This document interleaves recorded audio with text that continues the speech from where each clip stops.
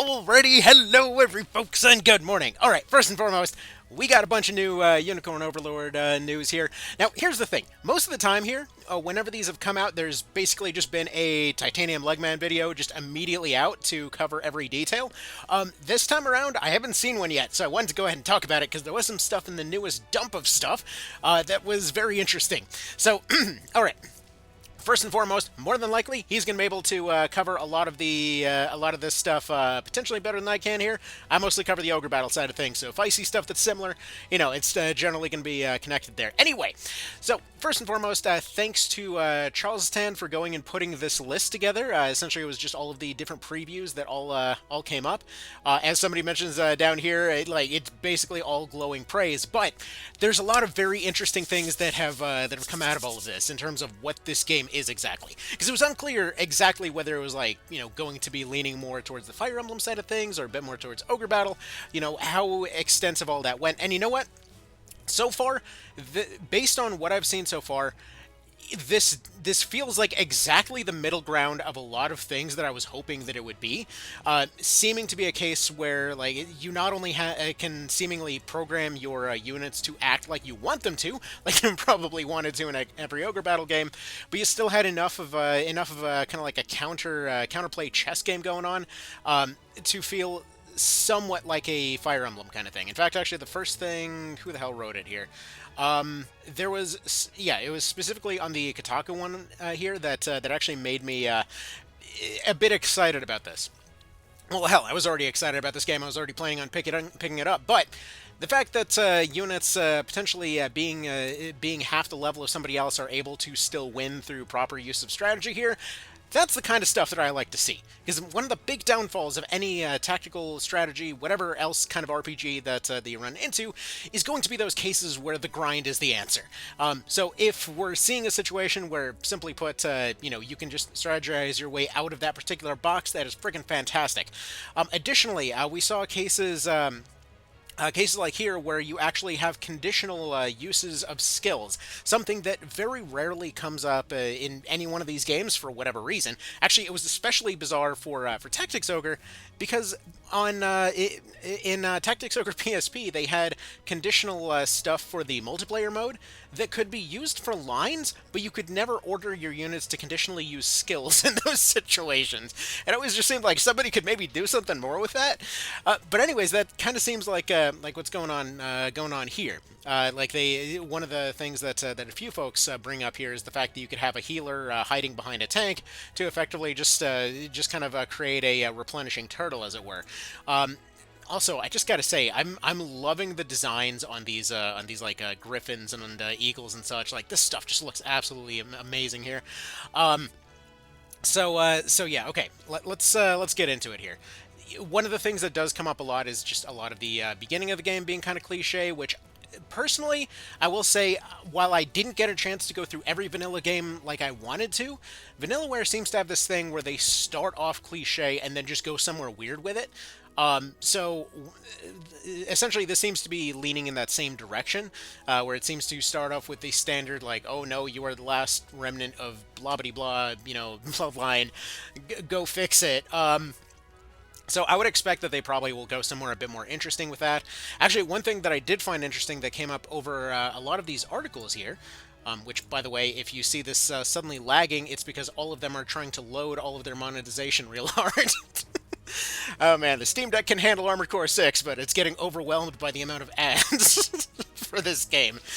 Anyway. So one of the things that I found kind of interesting as far as all of these, if it ever decides to load, is the fact that there is a massive emphasis on food. Now, obviously this, again, is a pretty Vanillaware kind of thing. They absolutely love their food porn. And it seems like has been covered in previous videos here, there seems to be a big focus on essentially just kind of bonding with your people. According to some of Titanium's videos there, it seems like a lot of the emphasis here will be, like, if you can't level up your people or keep them with you at all times, you effectively just go give them food bribes, which definitely checks out. I know whenever the wife's having a long day at work, I tend to go bring her bring her dinner and such. So that definitely checks out in terms of how you keep people from being pissed at you. But yeah. So continuing on here, I really have to say it's this AI thing that's got me the most excited. And I know it's a weird thing to get excited about, but just conditional kind of AI and things like that, it just doesn't get used enough. It's a really cool thing. It's actually one of those things that kept me playing something like Armored Core Formula Front for ages. Because just going and setting up all of these different conditions and things, typically, at least as far as I've seen, is usually a game in and of itself, let alone all of the other stuff that we've already seen as far as layers go here. A couple of other notes I want to bring up. Generally speaking, when we're seeing attack, defense, whatever else numbers, generally we're seeing generally a bigger skew towards attack, slightly over defense here, and additionally the numbers seem to be fairly low. Now, the reason that I bring this up is the kind of Disgaea problem of just like creeping into the millions out of nowhere. So I'm hoping that this will essentially keep the numbers relatively sane. Like, we haven't seen HP numbers going into the thousands or anything else so far, so hopefully this means that, again, grind is not the answer. That's what I'm hoping for anyway, because that's really always when these things tend to fall on their face. And actually, was it this article or one of the others? I think it was this one, that they actually mentioned that you can actually speed up the overworld and battle animations to your liking. The way that they described it sounded like... Actually, no, I think it was this one. Sorry, I know I should be finding exact lines, but I just wanted to ramble. But it seems like you can kind of customize speed to your liking, and additionally we have somewhat confirmation that we have additional kind of generic seeming unit types coming out in the background here. So hopefully we can get more generics. I don't know if there can be generic commanders yet. We haven't seen that. But I always love to see when generic units can be just used for everything. It's always a good sign. Another common theme across all of these is the fact that there seems to be a overwhelming amount of mechanics, which to folks that are coming out of coming into the genre completely new, that may seem like a scary thing. Overwhelming mechanics in a strategy game are a fantastic thing, because that means that you can go and essentially cheese systems to your liking. So I'd love to see that. Now, additionally, just seeing that there is a button for making a leader on these squad menus here is telling me that, while obviously this could just be unit specific, that's still kind of making me think that maybe generic commanders are a possibility. I'm hoping so. Let's see, actually it doesn't mention that anywhere here. Let's see, it leans heavily into the gameplay experience, because it does. That's not to say there isn't a story worth exploring, it's just a game with different priorities than Vanillaware's previous ones, which I personally love. Like, Vanillaware, they make some cool-ass mechanics. I haven't covered a lot of their games, but I have been playing through them in the background, and, like, going through like brand history there were a lot of really cool things that your units could do. It was just hard to tell what the hell was going on in the game. Or something like Muramasa had a lot of really, really, really cool weapon mechanics, and just kind of interesting interplay between its systems. But again, it was just kind of triggering my anime allergy, so I couldn't quite get through that one. The Odin Sphere looked like... Man, that was a trip and a half. Again, really cool amount of systems. I haven't quite gotten through that one, but I'd say that one was probably catching me the most of the bunch. But yeah, it seems like exploring, trying to keep morale up with your people, going and kind of keeping towns safe and whatnot seems to be a huge part of the gameplay here. I haven't seen anything in these articles yet suggesting how counterattacks work, because that's one of those things that I am really curious about. Like, it just would be interesting to see how... Let me go ahead and scan over these real quick. I'm going to cut it to see if any of them maybe mention it. And actually, this is an interesting note right here, where they mention that polearm users are really good at handling straight lines. That's really similar to actually how they worked in Grand Knight's history. All right, the PC Magazine article here also mentions having odd audio issues, which I have to say, weird note on this. It's not coming out on PC. Why is PC Magazine covering it? Okay, this is cool to see right here. I haven't seen much mention of any choice systems, but they do mention that there are going to be different choices that seem to be flagged for some kind of resolution down the line. Please don't be a triangle strategy in this regard. Please actually care about your choices. Okay, I really love this bit right here because this sounds like peak ogre battle to me. So actual battles in Unicorn Overlord play out a bit like a constantly rotating Rube Goldberg device. While you can shift combinations of units, formations, spaces, equipment, and tactics, the actual fight itself between them plays out automatically. Once you've committed to a battle, you're committed, and there's no stepping back from a fight. So interestingly, I guess there's no retreat mechanic. Wonder how that's going to play out. Anyway, Unicorn Overlord is good at signposting the various ways in which all of these interact, but maximizing the positives and minimizing the negatives feels like it might take more patience and brain power than I personally have of either. Yay, that sounds exactly like my kind of jam. I have way too much patience for weird mechanics. Okay, this actually also sounds really similar. This is all, by the way, from the Games Radar one. So, for example, certain units can pierce through a line of your own, so perhaps you want to stagger those units in your formation ahead of that battle, and maybe you want a Lord in the front with a Witch in the back so that the Witch can empower the Lord's ability to do extra magic damage, but that's all done in preparation, and none of that is actively decided upon in the heat of battle.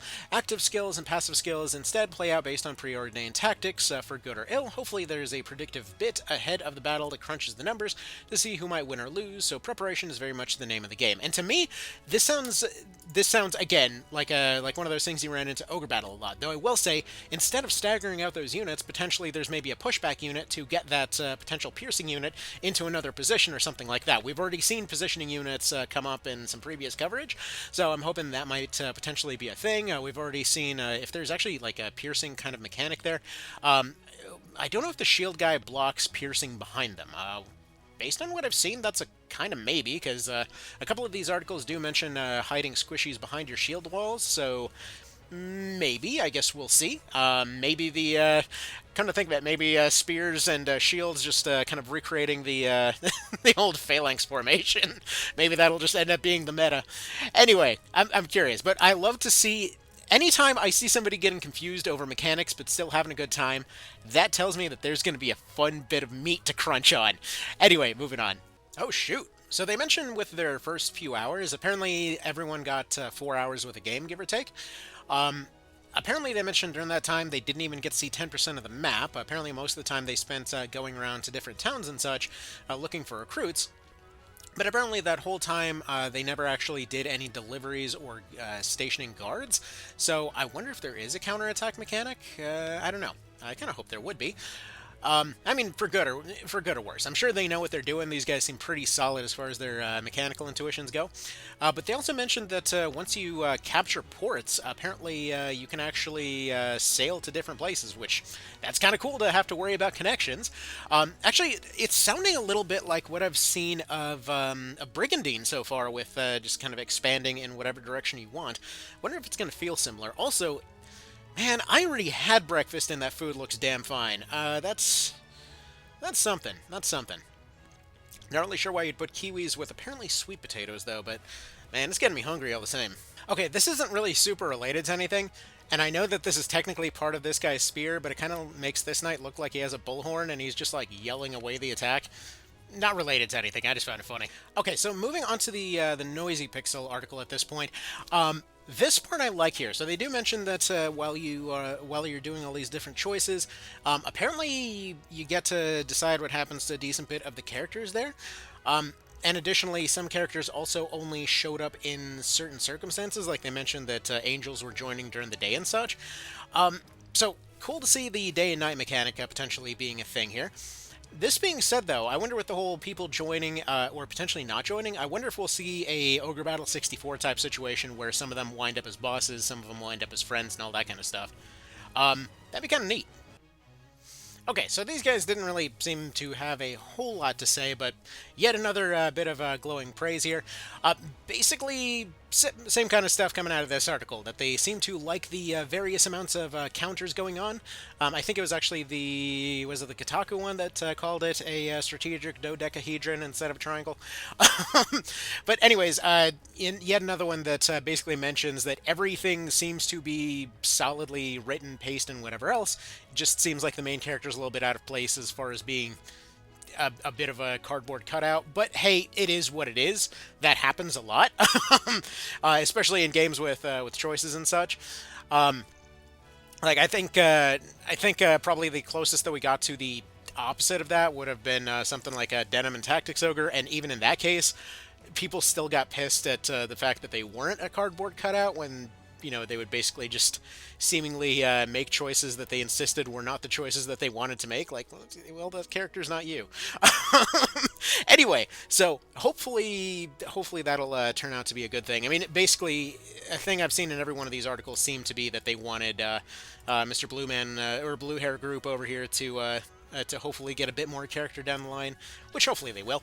I Again, this is the part that has me the most excited, though, that you get the option to prioritize and set up a ton of different tactics for people in different situations, potentially creating those situations where instead of simply moving a formation around, maybe you have something more along the lines of like, okay, you encountered a new type of a unit formation, okay, maybe prioritize something a bit over another to now go deal with that one instead, so that you have a little bit more kind of flexibility and play in those parties. Again,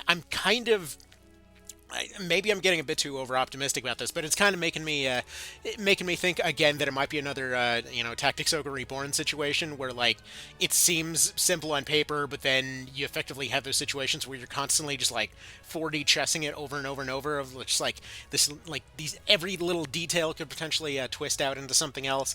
So I'm hoping it becomes something like that.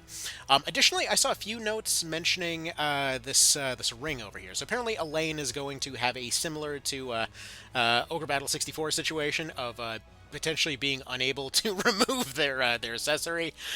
So, I mean, I would assume anyway. They mentioned that for some reason people join you based off of this.